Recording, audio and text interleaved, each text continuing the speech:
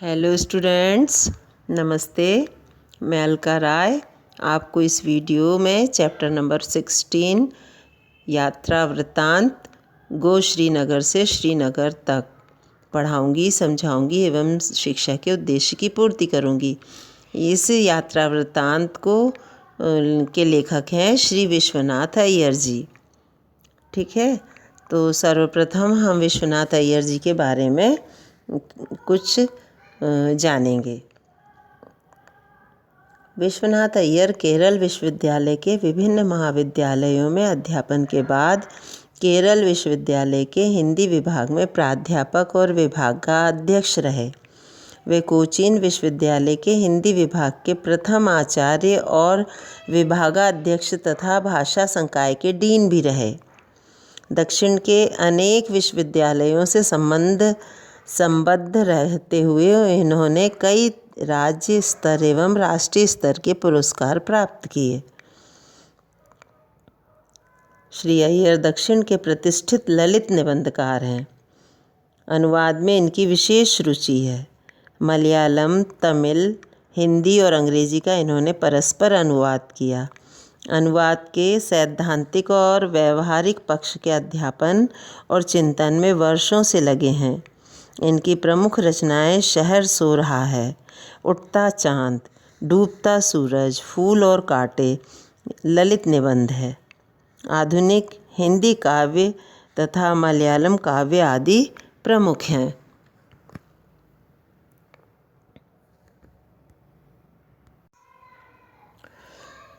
Students, मैं आपको गो श्रीनगर से श्रीनगर यात्रा वृत्तांत अध्याय का परिचय करा देती हूँ। इस यात्रा वृत्तांत में लेखक ने भारत के एक विशाल छोर कोचीन से श्रीनगर तक की मनोहारी तथा मनोरंजक यात्रा का वर्णन किया है। यात्रा के दौरान हिमालय का पर्वतीय सौंदर्य, छोटे बड़े हरे मैदान, डल झील के शिकारे तथा प्राकृतिक मनोहारी दृश्य पर्यटकों को अभिभूत करते हैं, रोमांचित कर देते हैं। इस अवर्णनीय, अकथनीय, जिसका वर्णन हम कर नहीं सकते, अद्वितीय आनंद को, जिसके समान दूसरा आनंद ही नहीं है, को स्वयं अनुभव करके ही जाना जा सकता है। सहयात्रियों के आत्मीय व्यवहार का सहज स्वाभाविक वर्णन प्रस्तुत यात्रा वृत्तांत को और अधिक प्रभावशाली बनाता है। तो आइए हम इस अध्याय के बारे में जानेंगे और यात्रा करेंगे गो श्रीनगर से श्रीनगर तक। विशाल भारत के दो छोर हैं, कन्याकुमारी और हिमालय। कन्याकुमारी की सागर तरंगे अपने मंदहास से हमें चकित करती है। सागर के झाग को देखते देखते मन में आया कि एक कश्मीर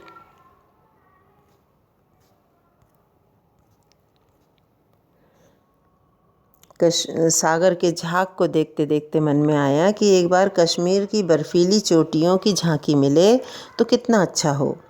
यात्रा साहित्य में भी कश्मीर का वर्णन पढ़ते पढ़ते यह इच्छा बार बार उभर उठती थी। ईश्वर की इच्छा मुझे कोरी कल्पना से ही संतुष्ट रखने की नहीं थी। ये लेखक कह रहे हैं कि ईश्वर की इच्छा भी थी कि मैं कश्मीर घूमूं। उसने कश्मीर को सचमुच देख लेने का सुयोग दिया और एक दिन गो श्रीनगर से मैं श्रीनगर के लिए रवाना हो गया। गो श्रीनगर यानी कोचीन, नीचे समुद्र स्थल से कन्याकुमारी से श्रीनगर की यात्रा के लिए लेखक रवाना हो गए। ये कोचीन के समुद्र का चित्र है स्टूडेंट्स। ये देखिए कितना प्रशांत सागर।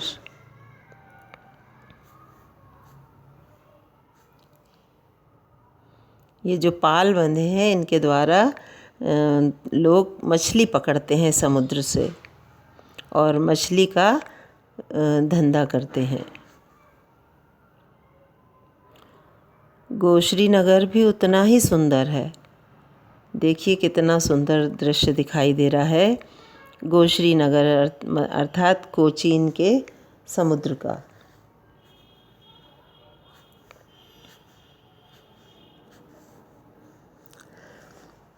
कश्मीर का नाम प्रत्येक भारतीय को लोभाता है। किसी ने यहाँ तक कहा है कि पृथ्वी पर अगर कहीं स्वर्ग है तो वह यहीं है। कहा जाता है आज जहाँ घाटी है वहाँ पहले सतीसर झील थी जो पर्वतों की बर्फ़ के पिघलने से बनी थी। महाभारत काल से ही कश्मीर शासकों की गाथाएं मिलती हैं। आगे प्रामाणिक इतिहास के युग में सम्राट अशोक ने कश्मीर में अनेक बौद्ध विहार एवं स्तूप बनवाए थे। इतिहास की लंबी परंपरा में सम्राट ललितादित्य का नाम विशेष रूप से उल्लेखनीय है, जिसका साम्राज्य बहुत ही समृद्धशाली था। वे स्वयं साहित्यकार और कला प्रेमी थे। कोचीन से श्रीनगर की लंबी यात्रा में रेल द्वारा अनेक प्रदेशों से गुजरता हुआ मैं जम्मू पहुंचा। ये लेखक कह रहे हैं कि मैं जम्मू पहुंचा। जम्मू के पर्वतीय नगर से श्रीनगर की बस में बैठते समय मन जोशीला था। जब बस में बैठ रहे थे यात्रा के लिए तो बड़े खुश थे।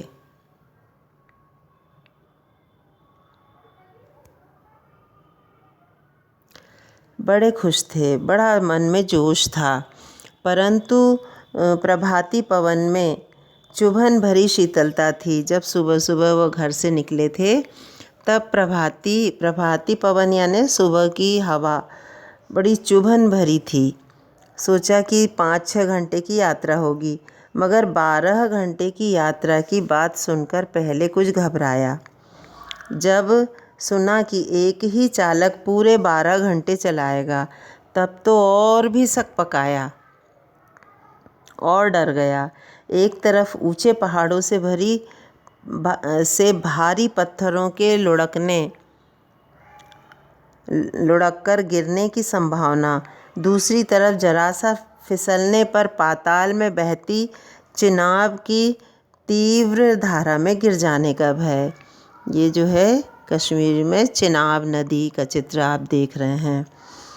वैसे पहाड़ी पथ पर बस में चलने की आदत केरल वासियों के लिए नई नहीं है। कालीकट एवं कैन्नूर से मैसूर का रास्ता इसी तरह का है। कोट्टायम से तकड़ी का रास्ता भी कम पहाड़ी नहीं है। वहाँ कभी कभी इक्के दुक्के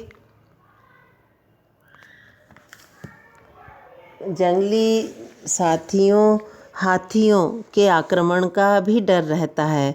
तो भी हिमालय की गोदी में जितनी विकट दशा है उतनी अन्यत्र नहीं। लेखक का कहना है कि वहाँ हिमालय की वादियों में, हिमालय की गोदी में जितनी विकट दशा है उतनी कहीं नहीं है। रास्ते में देखा कठोर प्रकृति से संघर्ष, समझौता और प्रेम करके कितने ही मामूली लोग अति दुर्गम ऊंचे पर्वतीय प्रदेश में भी कृषक जीवन बिताते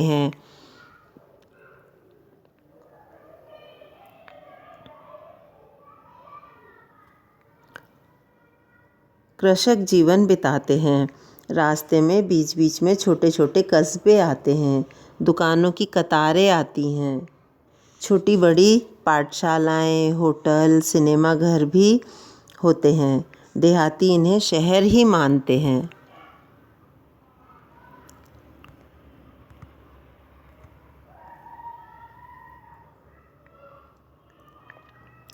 चढ़ाई और उतराई और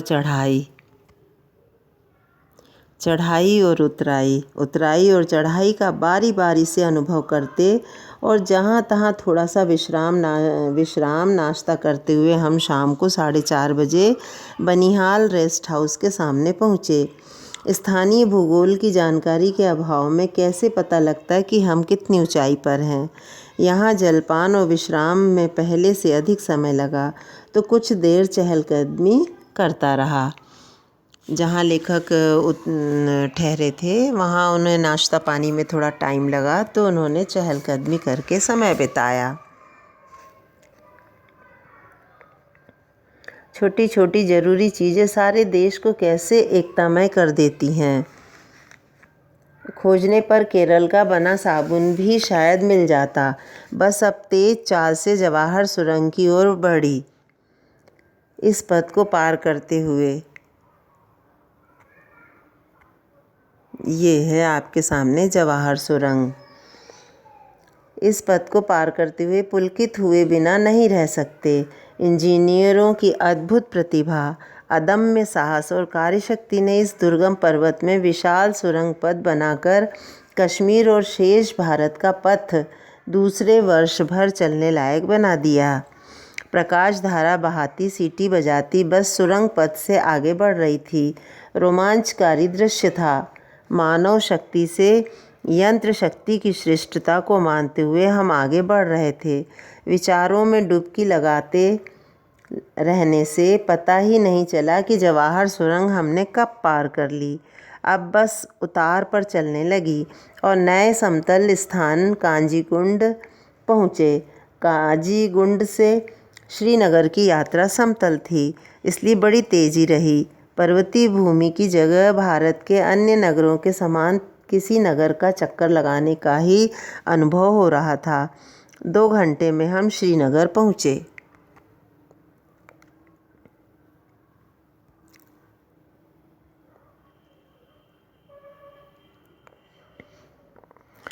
कश्मीर की राजधानी ज्योतिर्मय नगर श्रीनगर के रजकण को प्रणाम कर मैंने अपने को धन्य माना। वर्षों की अभिलाषा अब किसी दिन सफल होती है, तब वह आनंद केवल अनुभव से ही जाना जा सकता है। बर्फ़ और केसर के नगर में कदम रखने पर मेरी पहली मानसिक प्रतिक्रिया इस सुयोग पर भगवान को धन्यवाद देने की थी। लेखक का कहना है कि जब मैं श्रीनगर पहुंचा तो मेरे आनंद का कोई ठिकाना नहीं था। मैंने भगवान को लाख लाख शुक्रिया दिया क्योंकि मुझे ये सौभाग्य प्राप्त हुआ। श्रीनगर देखने का सौभाग्य मुझे प्राप्त हुआ। साफ सुंदर पर्यटक केंद्र के सामने स्वच्छ सड़कें और छोटे बड़े हरे मैदान बड़े ही मनमोहक लग रहे थे। नगर के बीच बहती झेलम जगह जगह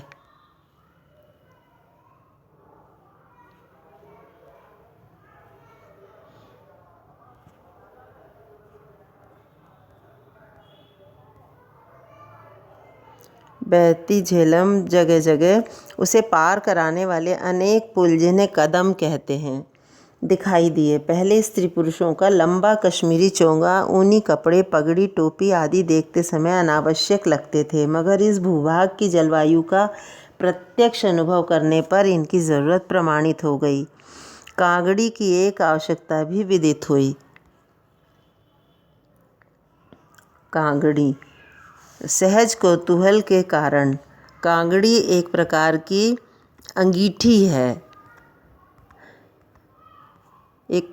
अंगीठी है, जिसमें आग जलती रहती है और कश्मीरी लोग ठंड से बचने के लिए उसे अपने गले में टांगे रहते हैं।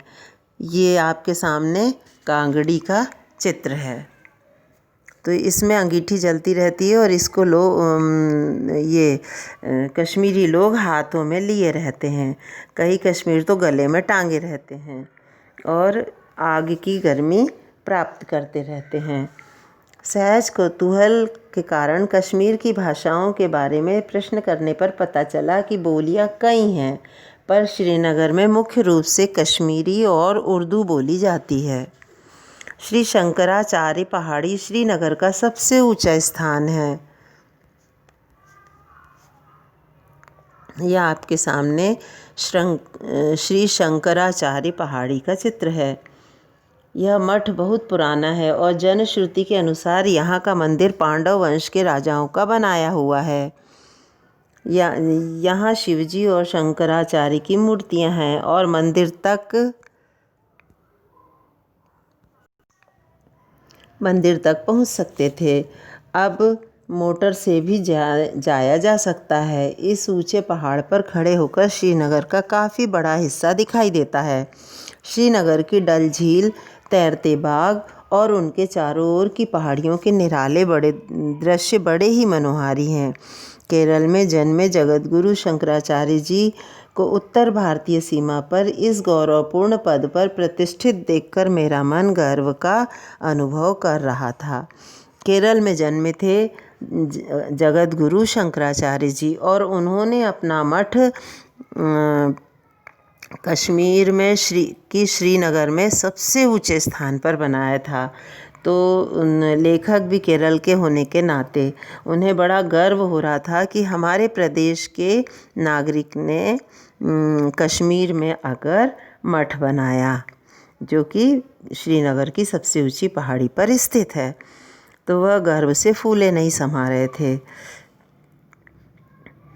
पहाड़ी से उतरकर सड़क पर आया तो सामने डल झील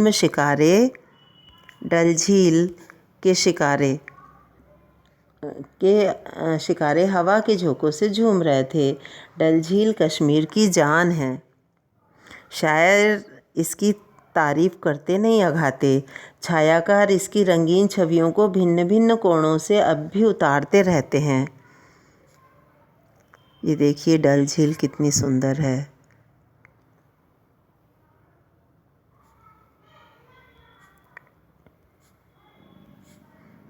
ये कश्मीर की डल झील और ये वहाँ के शिकारे हैं। प्रथम दृष्टि पर मेरा मन कहने लगा कोचीन की विशाल झील के सामने यह कुछ भी नहीं है, पर पहाड़, बर्फ, झील की नौका यात्रा, हाउस बोट आदि अनेक प्रकार के आनंद एक साथ ही एक जगह मिलते हैं। तो कश्मीर में डल झील उसका मुख्य केंद्र है। ये कश्मीर के सुंदर रंग बिरंगे पुष्प हैं। इतना सुंदर है कश्मीर। सच में कश्मीर, जैसा कि किसी ने कहा है कि पृथ्वी पर अगर कहीं स्वर्ग है तो वह यहीं है।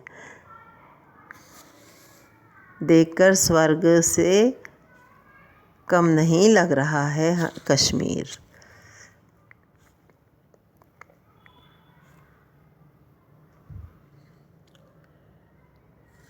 जब हम डल झील पहुँचे तब सांझ हो गई, अतएव सैर करने वालों की भीड़ छट चुकी थी। इक्के दुक्के शिकारे ताल गति पर चप्पू मारते भिन्न भिन्न दिशाओं में भटक रहे थे। चप्पू मारते मतलब जिससे नाव को खेते हैं उसे चप्पू कहते हैं। पतवार को चप्पू कहते हैं। एक शिकारी का मल्लाह हमें घुमाने को तैयार हो गया। सिर पर कश्मीरी टोपी, दुबला पतला तन, छोटी पतली दाढ़ी, साधारण कपड़े। वह डांड मारने लगा और चंद मिनट ही बीते होंगे कि साथियों को आवाज़ दे देकर कुछ बताने लगा। उसका चेहरा थकावट में भी खिल उठा था। अपने मित्र से मुझे मालूम हुआ कि वह ईद का चांद देखने की सूचना दे रहा था। हमें झटपट एक किनारे लगाकर वह बोला, अब मैं नहीं चलूँगा, नमाज पढ़ूँगा, दूसरे को ले जाइए। भाव यह है कि वहाँ के लोग बड़े धार्मिक हैं, वे धर्म को भी मानते हैं। नए शिकारी का मल्लाह यूसुफ किशोर था। उसके हाथ बड़ी फुर्ती से चप्पू चला रहे थे। मेरे साथी भी साथ दे रहे थे। मौज में मल्लाह के गले से सुरीली आवाज़ आने लगी। ठेठ कश्मीरी लोकगीत और ठेठ देहाती कंठ। 2-4 पंक्तियाँ ही थीं, उन्हीं को बार बार दोहरा रहा था। कश्मीर की मिट्टी में ही प्यार मोहब्बत की महक है। वहाँ की प्रकृति ने जिस प्रकार मिठास और मोहक रंग सेब और केसर में भर दिए हैं, उसी प्रकार की मिठास और रंग यहाँ के किशोर और किशोरियों को दिल खोल कर प्रदान किए हैं। लेखक का कहना है कि कश्मीर के लोग भी उतने ही सुंदर हैं, उतने ही व्यवहार कुशल हैं जितने कि वहाँ के सेब और केसर मीठे हैं। सेब और केसर मीठे हैं, ठीक वहाँ के लोग भी उतने ही सुंदर और उतने ही व्यवहार कुशल, उतने ही मधुर व्यवहार के लोग हैं। उन्हें देखकर ऐसा लगता है कि वहाँ की प्रकृति ने जिस प्रकार मिठास और मोहक रंग सेब और केसर में भरे हैं, उसी प्रकार की मिठास और रंग यहाँ के किशोर और किशोरियों को दिल खोल कर प्रदान किए हैं। कश्मीर की मिट्टी में ही प्यार मोहब्बत की महक है। वहाँ के लोग बड़ा प्रेमी हैं। जितने प्रेमी हैं उतने ही सुंदर हैं, और जितने सुंदर हैं उतने ही व्यवहार कुशल हैं। ठीक है स्टूडेंट्स, आशा करती हूँ आपको यह यात्रा वृत्तांत समझ में आ गया होगा। आशा करती हूँ आप भी कश्मीर देखने ज़रूर जाएंगे और वहाँ के लोगों के सौंदर्य और प्रकृति के सौंदर्य का रसास्वादन करेंगे। ये वहाँ की सुरंग है। देखिए कितना सुंदर है डल झील। देखिए ऐसा लग रहा है हम स्वर्ग में आ गए हैं। वहाँ की प्रकृति कितनी हरी भरी रंग बिरंगी और सुंदर है। वहाँ के पुष्प कितने रंग बिरंगे और सुंदर हैं। वहाँ की डल झील देखिए। ये कोचीन का समुद्र है। लेखक कोचीन में रहते थे। ये कोचीन का दृश्य है जिसे गो श्रीनगर कहते हैं। ये श्रीनगर का है। ये श्रीनगर की चिनाब नदी है। ये चिनाब नदी है। ये भी नदी है। ये चिनाब नदी पर वो पुल बना हुआ है। ये डल झील है। स्वर्ग से भी सुंदर है कश्मीर। ठीक है स्टूडेंट्स, आशा करती हूँ आपको अच्छी तरह समझ में आ गया होगा। धन्यवाद। इसके प्रश्नोत्तर आपको भेज दिए जाएंगे।